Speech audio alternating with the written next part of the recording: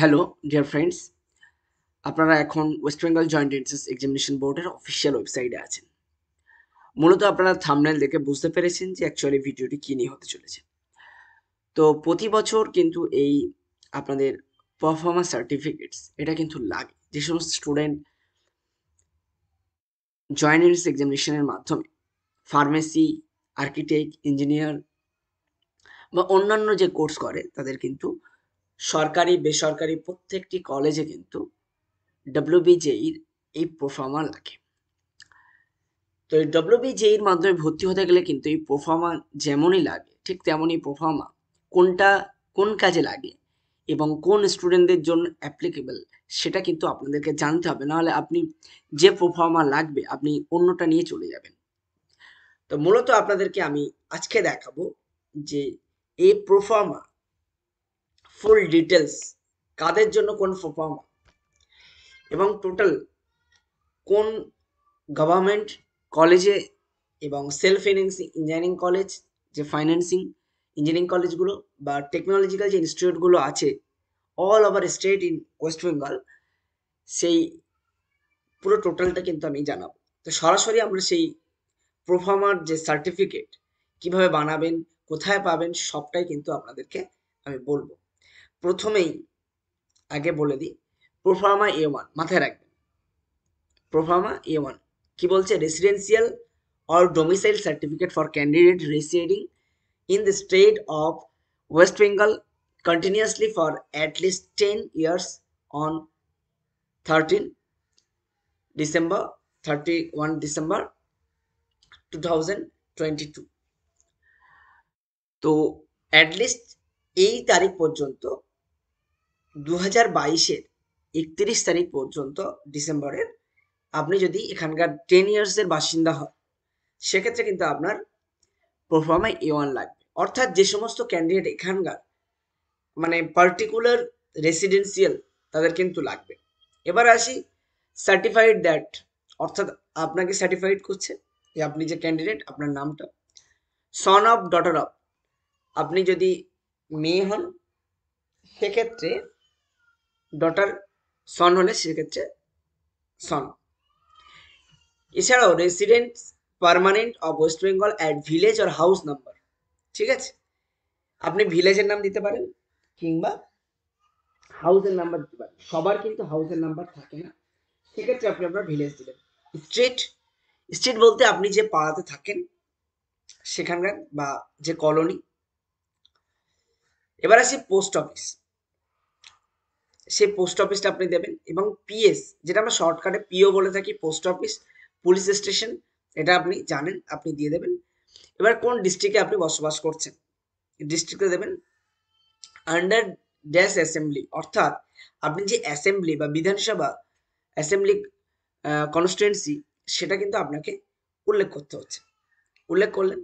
Next, এখানে কিন্তু আপনার একটি স্যাডা ভাঙা পিকচার দিয়ে দেবেন এখানে, ঠিক আছে? তারপর আপনি এখানে একটা স্যাডা ভাঙা সিগনেচারও করে দেবেন, ঠিক আছে? এটা হলো প্রোফার্মা A1 এর। এরপরে আসি এই যে সিগনেচার অফ সার্টিফাই অথরিটি, যে অথরিটি আপনাকে সিগনেচার করছে সে অথরিটির একটি সিগনেচার কারা?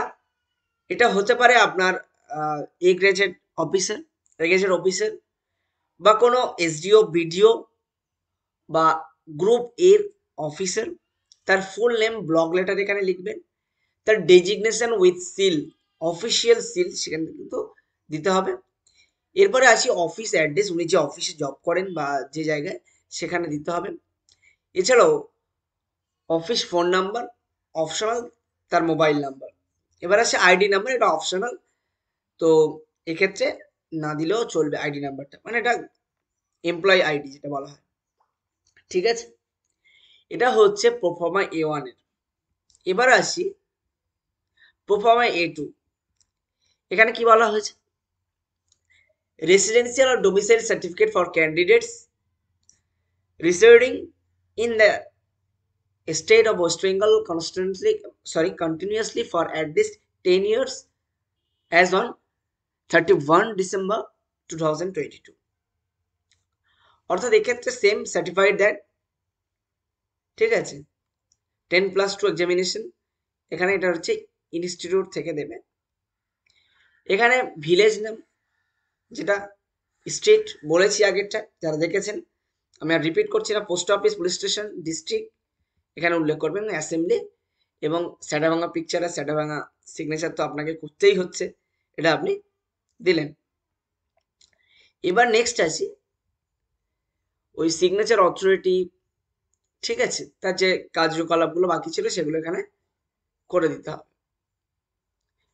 এবার আসি, এটা হচ্ছে প্রোফর্মা বি, রেসিডেন্সিয়াল আর domicile certificate for candidates not residing in the state of West Bengal but whose parents are permanent resident of West Bengal.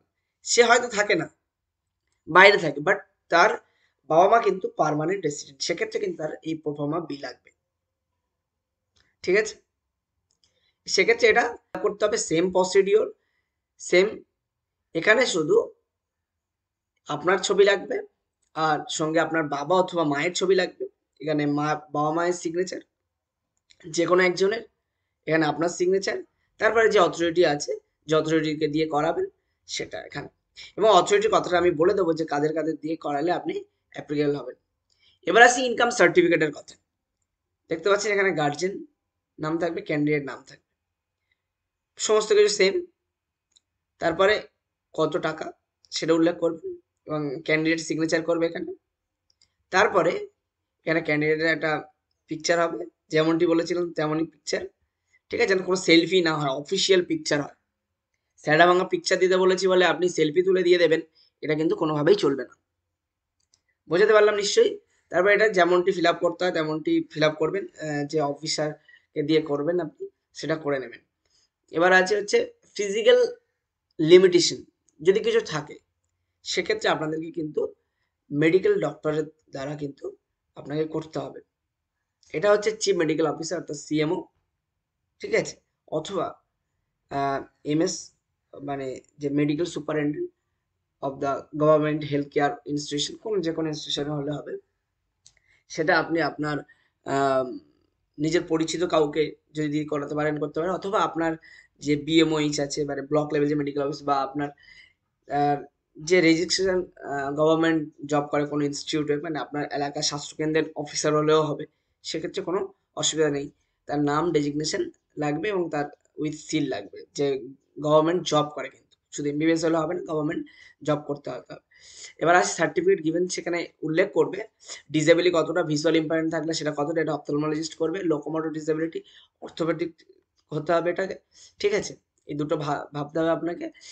আর এই যে ওন স্ক্রাইব, এটা আপনারা ছেড়ে দিন, এটা আপনাদের জেনে লাভ নেই। এই হচ্ছে মূলত আপনার পুরো WBJEE যে সার্টিফিকেটগুলো লাগবে সেটা নিয়ে আমি একদম পুরো বিস্তারিত আলোচনা করলাম। মনে হয় না আপনাদের আর কোনো অসুবিধা আছে। যদি কোনো অসুবিধা থাকে অবশ্যই কমেন্ট সেকশনে কমেন্ট করবেন এবং কি জানতে চাইছেন বলবেন, আমরা আপনাদেরকে জানিয়ে দেব। আর আরেকটা জিনিস বলে দিই, আমাদের টেলিগ্রাম গ্রুপ আছে এবং হোয়াটসঅ্যাপ গ্রুপ আছে, সেখানে জয়েন হয়ে যেতে পারেন। আমরা সেখানে এই প্রোফার্মাগুলো শেয়ার করে দিই। আপনারা বেশি বেশি শেয়ার করবেন যাতে আপনার বন্ধুরাও এখানে আসতে পারে এবং কোনো রকম সমস্যা যাতে না পড়ে। সেখানে আপনারা নিজেদের ইন্ডিভিজুয়ালি আমাদের গ্রুপ মেম্বারদের সঙ্গে কথা বলতে পারবেন, জানতে পারবেন সমস্ত আপডেটস, এবং চ্যানেলটা সাবস্ক্রাইব করতে ভুলবেন না। আর যদি আমাকে কেউ ফলো করতে চান তাহলে একদম সরাসরি ইউটিউবের অ্যাবাউটে চলে যাবেন, দেখবেন ওখানে লিঙ্ক দেওয়া আছে, ইনস্টাগ্রাম এবং ফেসবুক, সেখানে আপনি জুড়ে থাকতে পারেন, যাবতীয় আপডেটস ওখানেও দেওয়া হয়।